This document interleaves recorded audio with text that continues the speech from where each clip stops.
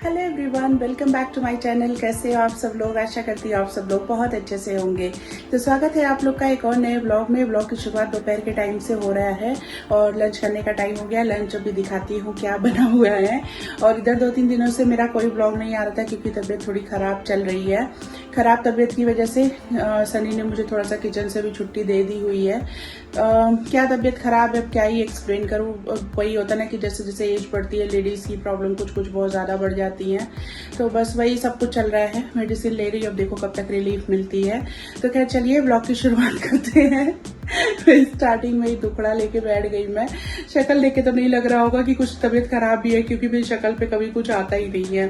तो खैर चलिए लंच करते हैं।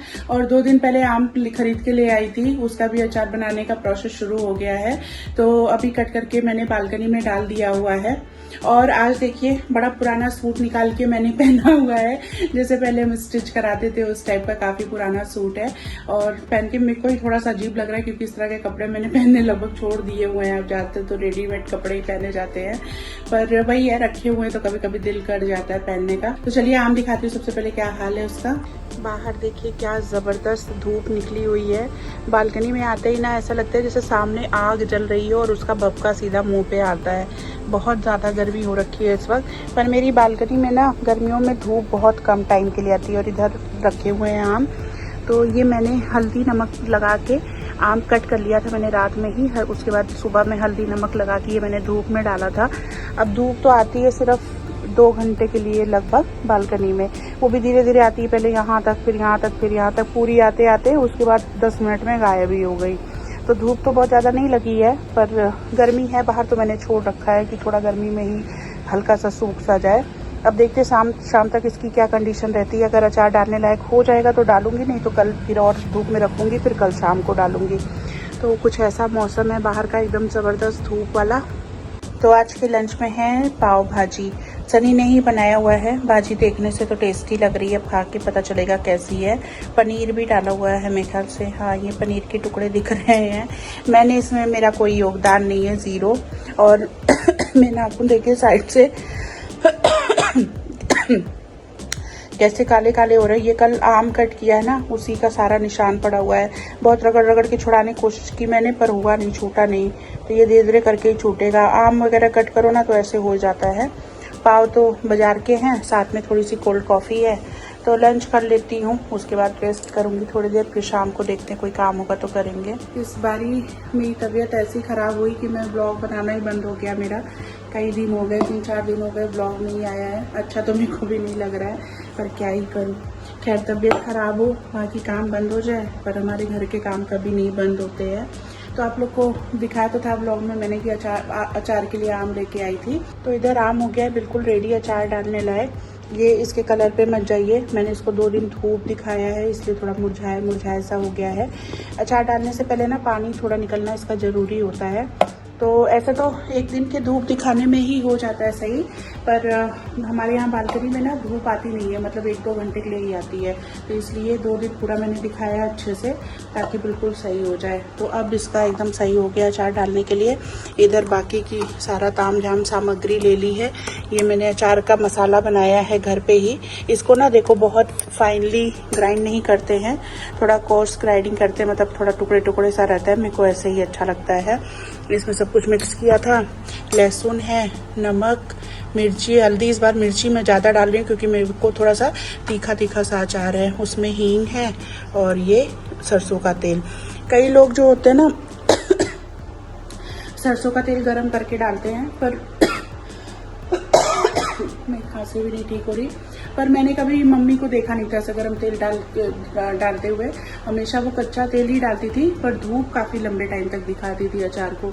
तो जैसे वो बनाती थी मैं वैसे ही बनाती हूँ। आप लोग को चाहिए तो गरम तेल भी डाल सकते हैं, मतलब थोड़ा सरसों का तेल गरम करके और उसको फिर ठंडा करके डालिए, पर मैं कच्चा तेल ही डालती हूँ। और इधर 2 मैंने कांच के कंटेनर भी ले लिए हैं।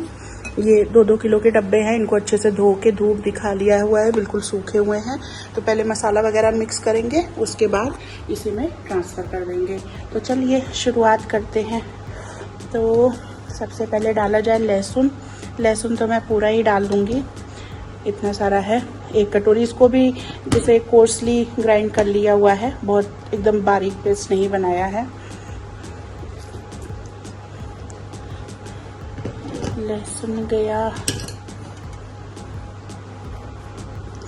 इसके बाद अचार पहले ये डालते हैं धनिया मिर्ची, सॉरी धनिया मिर्ची नहीं, मिर्ची, नमक और हल्दी। इस बार मिर्ची मैं थोड़ा ज़्यादा सा डाल रही हूँ क्योंकि मेरे को तीखा तीखा सा अचार चाहिए। और इसके बाद डालेंगे अचार का मसाला। अचार का मसाला थोड़ा ज़्यादा है, पूरा नहीं डाल रही मैं, आधा डालूंगी, आधा रखूंगी। फिर अभी और भी मैंने अचार बनाने कटहल वगैरह के, तो फिर उसमें ऐड करूंगी। देखिए बिल्कुल बारीक नहीं ग्राइंड किया हुआ है, हल्का हल्का सा साबुत दिख रहा है ना, मेरे को ऐसा ही अच्छा लगता है। बहुत बारीक किया हुआ नहीं अच्छा लगता है अचार में।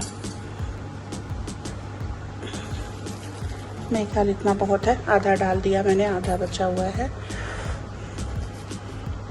मेरी चीज़ें ना अंदाजे से ही बनती हैं, तो मैं ऐसे ही बनाती हूँ, मेरे को ऐसे ही सही लगता है। बहुत मेज़रमेंट सही से आता नहीं है मुझे करना। अब इसमें डालते थोड़ी हींग। हींग दोनों हाथों से खोलनी पड़ेगी डिब्बी। ये मैंने हींग निकाल ली थोड़ी।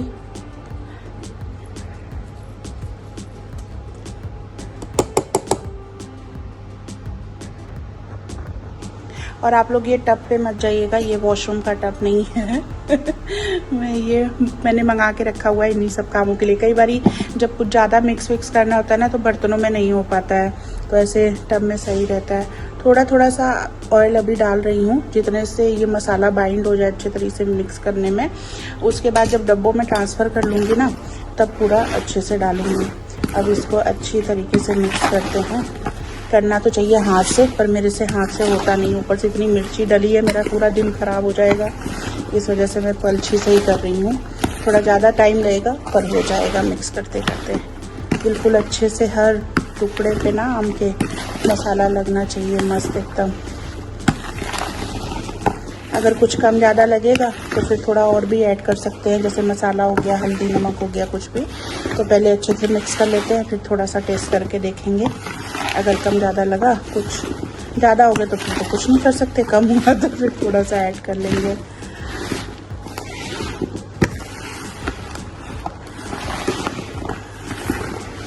मुझे लग रहा है थोड़ा सा तेल और डालना पड़ेगा, है ना? थोड़ा सा तेल और डाल देते हैं। तेल तो बहुत सारा भी जाएगा, पर मैं टब में ज़्यादा नहीं डालना चाह रही हूँ।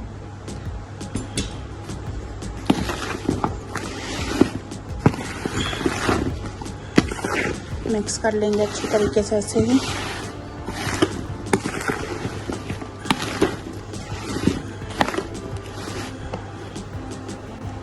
मिक्स तो हो गया अच्छे से, है ना? हमारी टेस्टिंग मशीन भी आ गई थी। कैसा है? अच्छा है, चटकदार है। तीखा हुआ है इस बारी खूब। हर बारी मेरा अचार थोड़ा फीका फीका सा हो जाता था, इस बारी मैंने जानबूझ के मिर्ची खूब डाली है।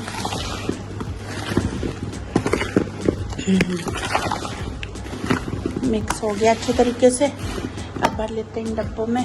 भरोगे तो?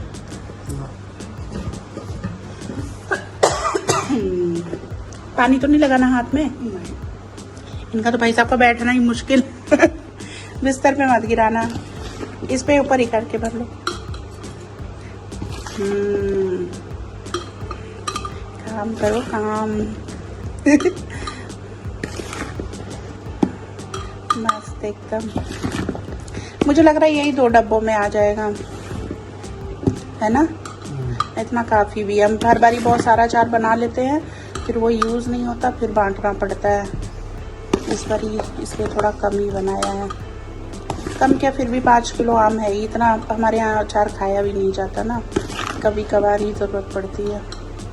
बस थोड़ा सा खाली रहने दो ना उसको, मतलब पलटने के लिए।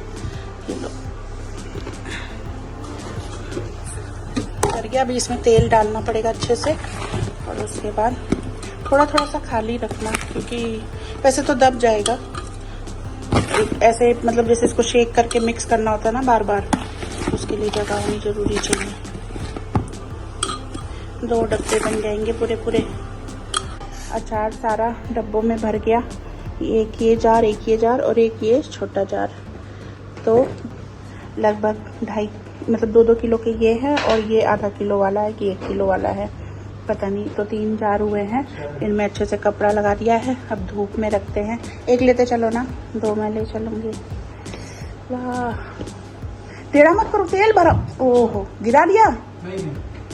तो इधर रख दिए 4 के डब्बे। अब इसमें 2-2.5 हफ्ते अच्छी तरीके से धूप लगेगी तो ये सही से बनेगा। और रोज़ इसको 2 बारी मिक्स भी करना है अच्छी तरीके से ताकि मसाला ऊपर नीचे उतर है।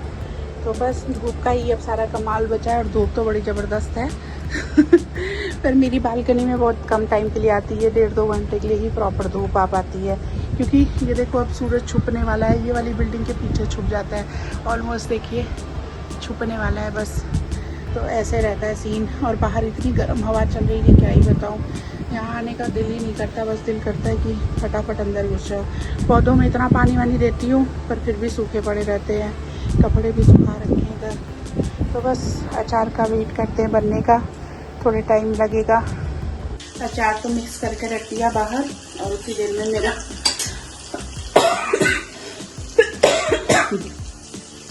और उतनी देर में मेरा लंच भी बनके हो गया तैयार। लंच में आज बना है दाल चावल, आलू परवल की भुजिया और साथ में बनाएंगे फुलके।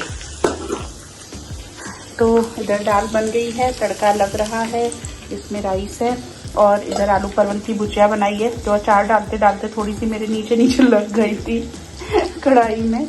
तो अब क्या करूं, जैसी है वैसी है। बहुत मतलब जल्दी जल्दी नहीं लग रही खाने में, पर खा लेंगे, कोई दिक्कत नहीं है। गर्मी इतनी ज़्यादा हो रही है ना कि बहुत ज़्यादा कुछ काम धाम करने का दिल नहीं करता। बस तड़का लगा के थोड़ा थोड़ा सा धनिया पत्ती वगैरह डालूंगी दाल में और सब्जी में, उसके बाद आप फुलके उतार के खाना खा लेंगे हम लोग।